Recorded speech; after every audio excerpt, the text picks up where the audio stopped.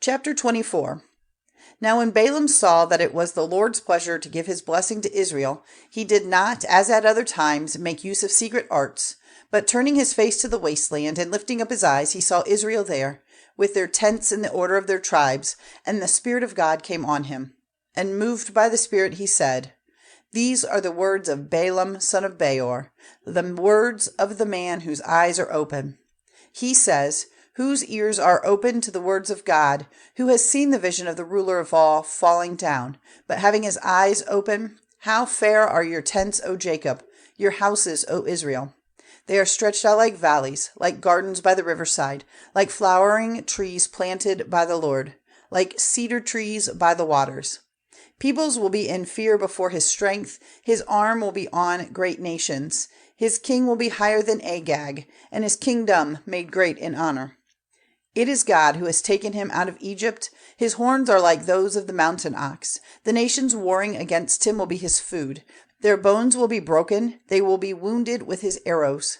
He took his sleep stretched out like a lion, and like a she-lion. By whom will his rest be broken? May a blessing be on everyone who gives you blessing, and a curse on everyone by whom you are cursed. Then Balak was full of wrath against Balaam, and angrily waving his hands, he said to Balaam, I sent for you, so that those who are against me might be cursed. But now, see, 3 times you have given them a blessing. Go back quickly to the place you came from. It was my purpose to give you a place of honor, but now the Lord has kept you back from honor. Then Balaam said to Balak, Did I not say to the men you sent to me, Even if Balak gave me his house full of silver and gold, it would not be possible for me to go outside the orders of the Lord, doing good or evil at the impulse of my mind. Whatever the Lord says, I will say. So now I will go back to my people. But first let me make clear to you what this people will do to your people in days to come. Then he went on with his story and said, These are the words of Balaam, the son of Béor, the words of him whose eyes are open. He says, Whose ear is open to the words of God? Who has knowledge of the Most High? Who has seen the vision of the ruler of all, falling down and having his eyes open?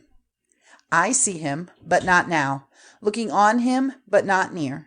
A star will come out of Jacob, and a rod of authority out of Israel, sending destruction to the farthest limits of Moab, and on the head of all the sons of Sheth.